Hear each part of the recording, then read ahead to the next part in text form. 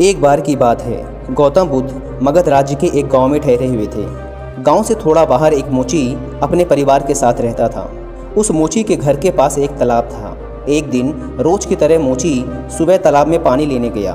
वहां उसने तालाब में एक बहुत ही अद्भुत पुष्प देखा।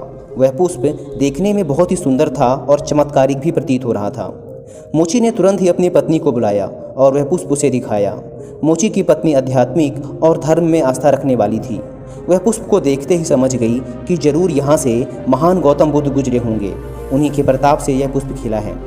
पुष्प को चमत्कारिक मानकर मोची ने एक योजना बनाई।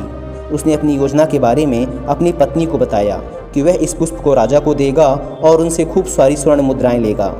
उसकी पत्नी ने भी सोचा कि यह पुष्प उनके किसी काम का नहीं है, इसे राजा को ही दे दो, कम से कम कुछ कमाई तो होगी। पत्नी की सहमति के बाद मोची राजमहल की ओर निकल गया। राजमहल के रास्ते में उसे एक व्यापारी मिलता है। मोची के हाथ में पुष्प देखकर वह रुक जाता है। वह मोची से पूछता है, भाई ये पुष्प कहाँ लेकर जा रहे हो? मोची कहता है कि मैं यह पुष्प लेकर राजा के पास जा रहा हूँ। इसे राजा को भेंट करके मैं उनसे मुँह मांगा इनाम लूँगा। व्यापारी ने मोची को प्रस्ताव दिया कि तुम यह पुष्प मुझे दे दो, मैं तुम्हें बदले में 100 स्वर्ण मुद्राएं दूंगा।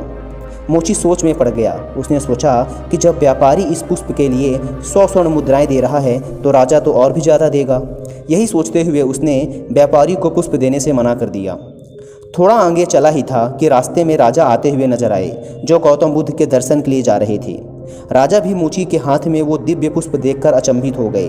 राजा ने मोची को पुष्प के बदले 1000 स्वर्ण मुद्राएं देने को कहा। यह सुनते ही मोची के मन में एक अजीब सी चेतना आई और वह राजा को पुष्प न देकर दौड़ता हुआ सीधे महात्मा बुद्ध के पास जा पहुंचा। महात्मा बुद्ध मोची को देखकर हैरत में पड़ गए। उन्होंने मोची से पूछा तो मोची ने उन्हें सारी बात बताई।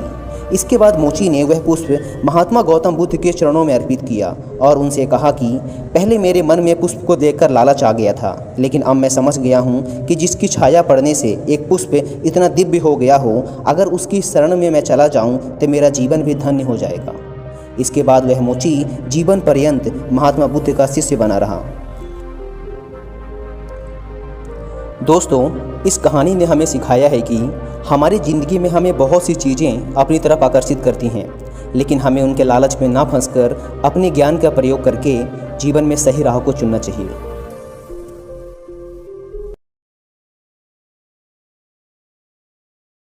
Thanks for watching. Please subscribe.